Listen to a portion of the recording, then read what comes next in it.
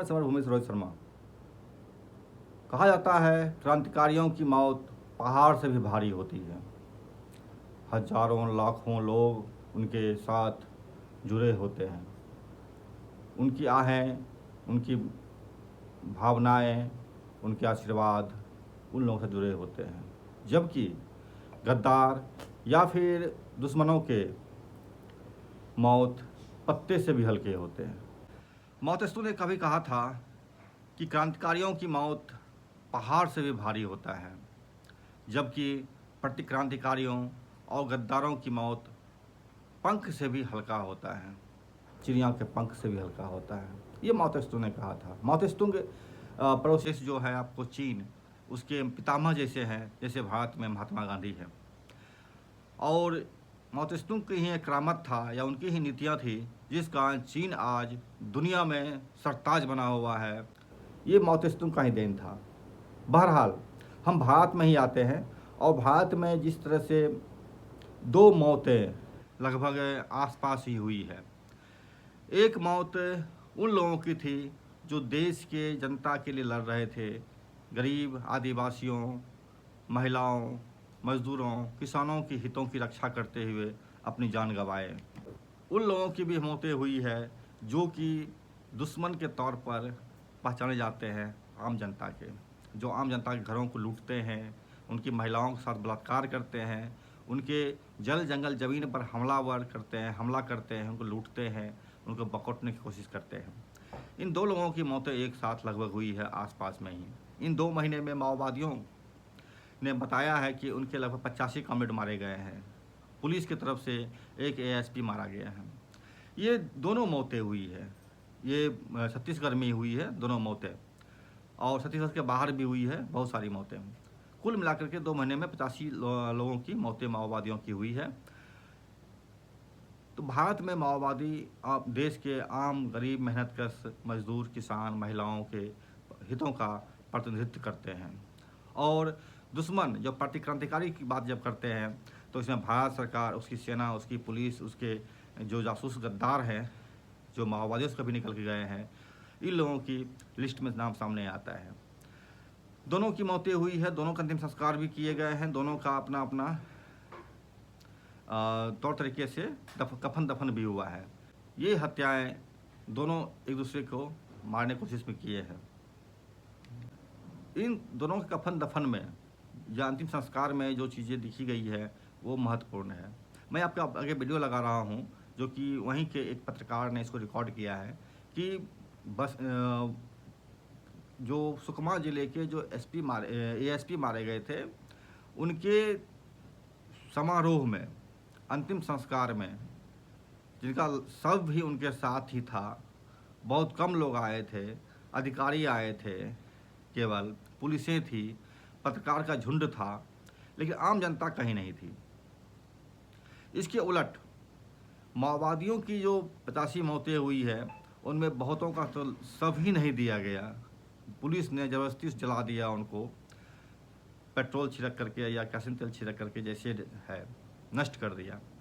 लाश को सड़ा गला करके ख़त्म कर दिया गया। लेकिन उनके अंतिम संस्कार में, अंतिम जो उनका ये था कार्यक्रम, उसमें हजारों लोगों की भीड़ हुई।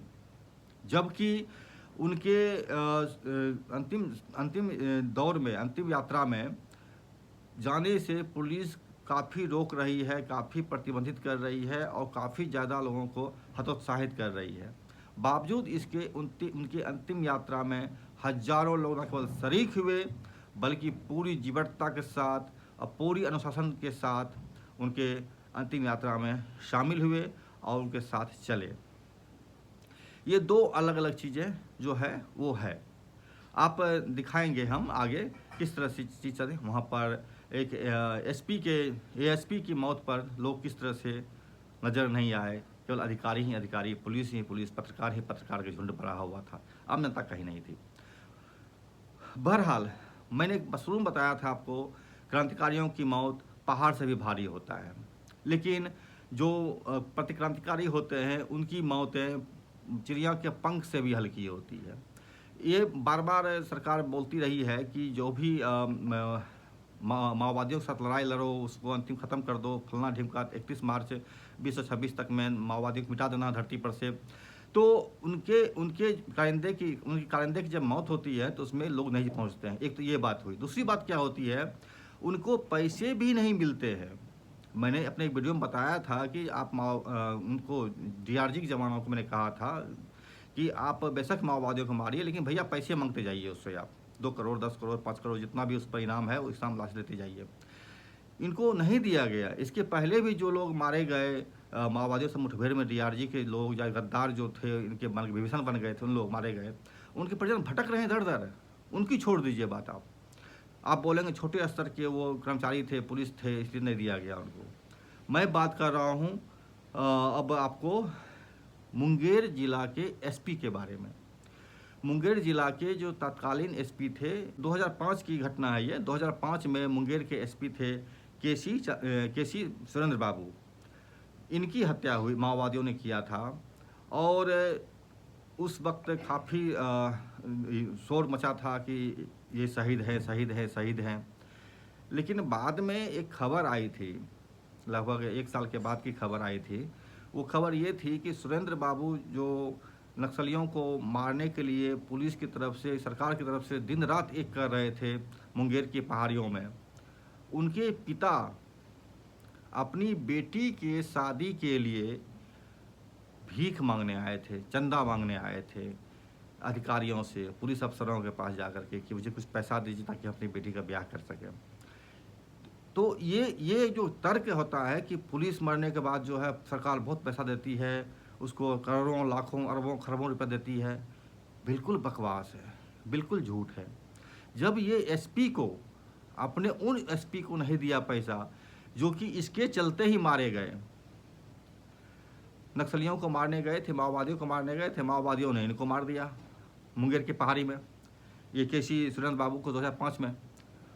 इनको पैसा नहीं दिया। अगर पैसा दिया होता गवर्नमेंट अगर ये, तो ये इनके पिताजी यहाँ भीख मांगने नहीं आते बिहार, पटना, अधिकारियों से झोली नहीं फैलाते कि मुझे कुछ पैसे दी ताकि मैं अपनी बेटी का ब्याह कर सके। ये इनकी असलियत है।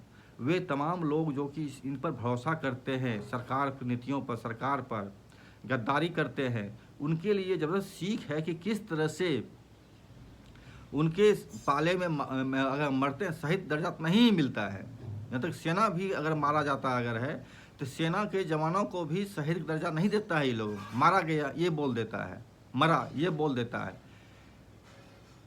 तो इन लोगों को कहाँ से देगा, पैसे कहाँ से देगा, इसको नहीं दे सकता है, नहीं देगा, नहीं देता है। ये हकीकत समझना पड़ेगा।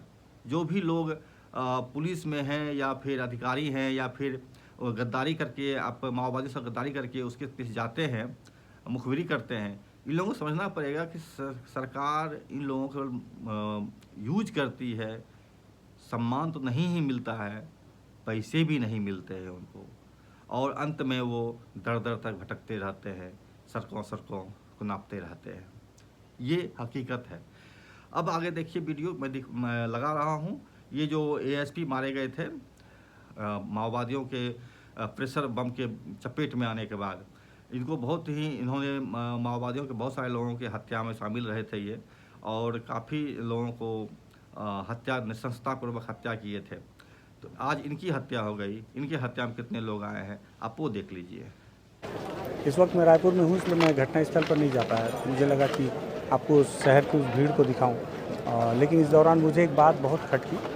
बीते दिनों जिस तरह से बड़े माओवादी नेताओं की मुठभेड़ में मौत हुई और जब उनका अंतिम संस्कार किया गया तो उसकी कुछ तस्वीरें आई जिसमें बहुत ज़्यादा भीड़ वहाँ के लोगों ने उपस्थित हुई। छत्तीसगढ़ की राजधानी में है, रायपुर में, और यहाँ पे एक एडिशनल SP का अंतिम संस्कार किया जाता है। और इतना बड़ा जो शमशान घाट, मुझे लगता है कि यहाँ पैर रखने की जगह नहीं होनी चाहिए थी, लेकिन फिर भी आधा शमशान घाट खाली था, जो मेरे लिए काफ़ी दुखद है।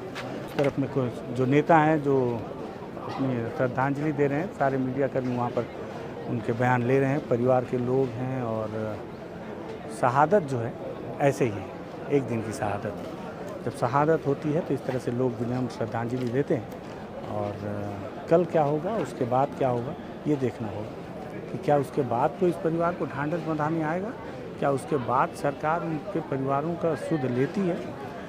इतिहास में ऐसे कई किस्से दर्ज हैं। देखना होगा कि क्या जो चौबे जी हैं, जो एसपी साहब, इसके पहले तो और एडिशनल एसपी माओवादी घटना में उनकी शहादत हुई है, उनके परिवार में क्या स्थिति है, कई जवानों के परिवारों की शहादत क्या स्थिति है। जो परिवार अपना खोता है वो उस दर्द को जानता है, और मुझे ऐसा लगता है, तो मुझे लगा यहाँ हूँ तो ये आपको दिखाऊं। उन लोगों के अंतिम यात्रा का यहाँ वीडियो लगा रहा हूँ जो कि माओवादी थे और उनके साथ रहते हुए मारे गए, शहीद हुए। उनको शहीद का दर्जा ही मिलता है, उनके नाम के पत्थर भी लगाए जाते हैं, उनके याद में हजारों लाखों लोग आते हैं, न केवल देश के बल्कि विदेश के भी, जर्मनी के भी लोग इसमें उनको श्रद्धांजलि अर्पित करते हैं, तुर्की के भी लोग करते हैं, दुनिया भर के लोग उनको नमन करते हैं, उनको सम्मान देते हैं। ये क्लिप आप देख लीजिए। इसमें बासव राज सहित बासव राज के शायद कम होंगे क्योंकि वो क्लिप मुझे मिल नहीं पाया था, लेकिन उसके बाद जो अभी भास्कर की शहादत हुई है, अडेलू नाम था उनका, पहले पुराना नाम, असली नाम अडेलू का, उनके साथ में या और कई साथी मारे गए थे उनका नाम, तो उनके परिजन किस तरह से हजारों के लोग वहाँ पहुँचे हैं, उनके समारोह में शामिल हुए, अंतिम यात्रा में साथ में रहे हैं, इसको आप देख लीजिए।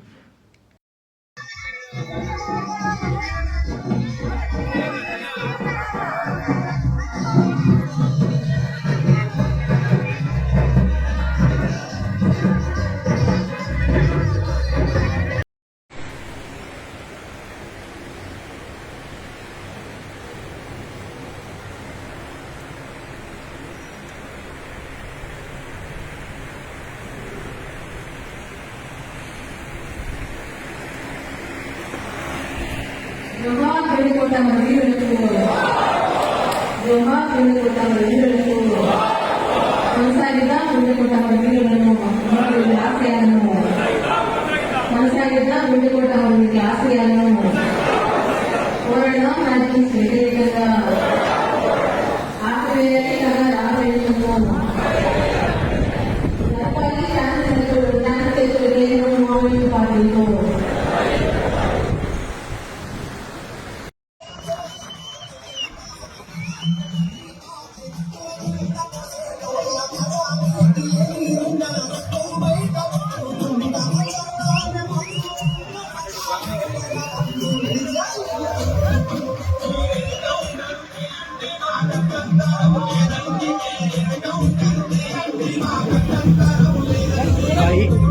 ఈ నుండే క్రాస్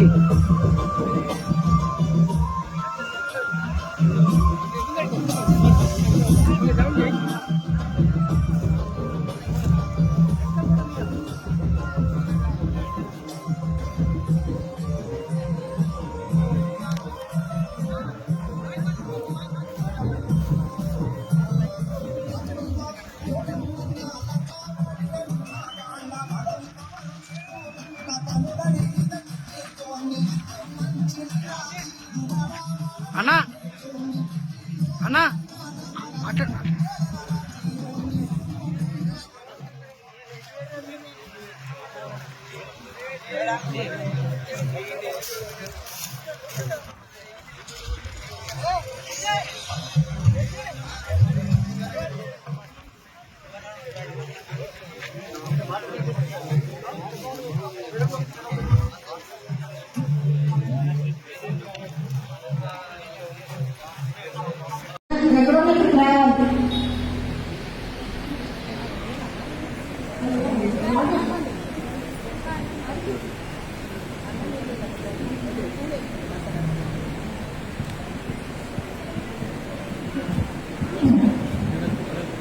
ఇప్పుడు బంధువుల సంబంధించి అమ్మకుల లక్ష సంబంధించి కూడా వచ్చి పూలలో ఒక పూలు ఉంది.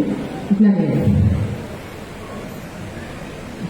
సుదర్శన అమ్మకు కూడా ఇస్తుంది. ఎక్కువ నాకు సుదర్శన బాగా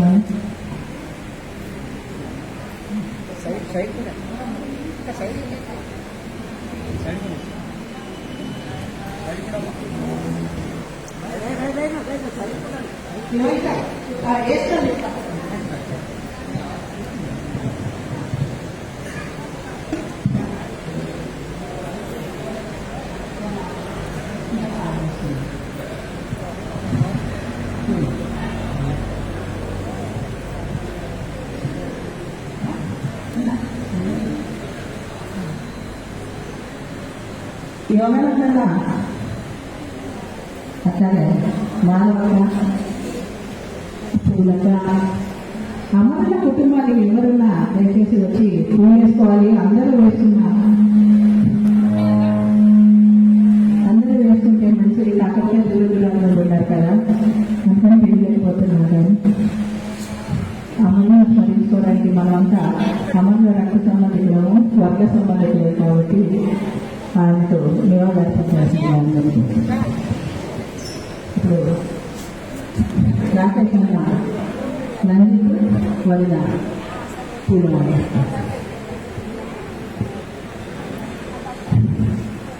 అమరుల కుటుంబాలు ఎవరున్నా కూడా రండి.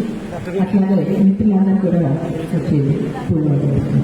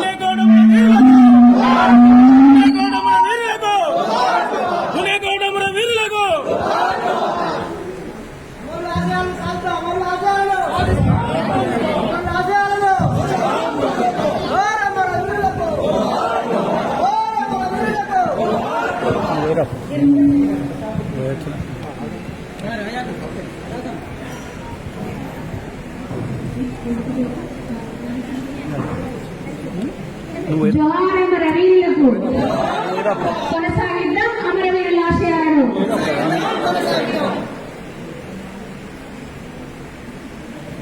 పోరులొరిగిన వీరులారా అరుణ జోహార్లు, ప్రజల కొరకు ప్రాణమిచ్చి అమరులయ్యారా, మాపై బాధ్యతుంచారా.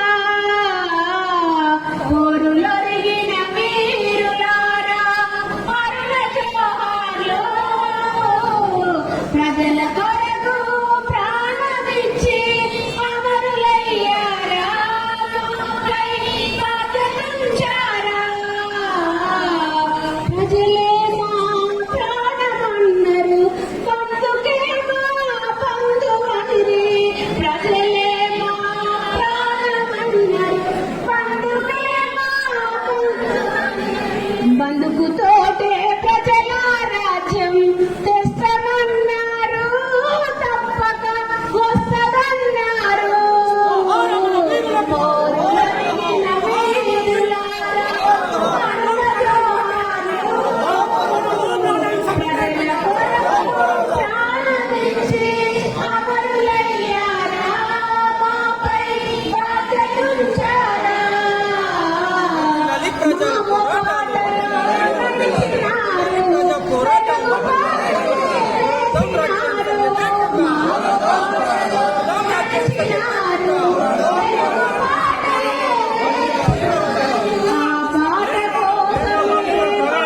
తెలుగు పాటలు నేర్పినారు.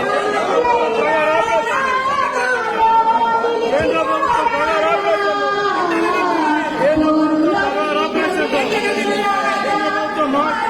పాట కోసమే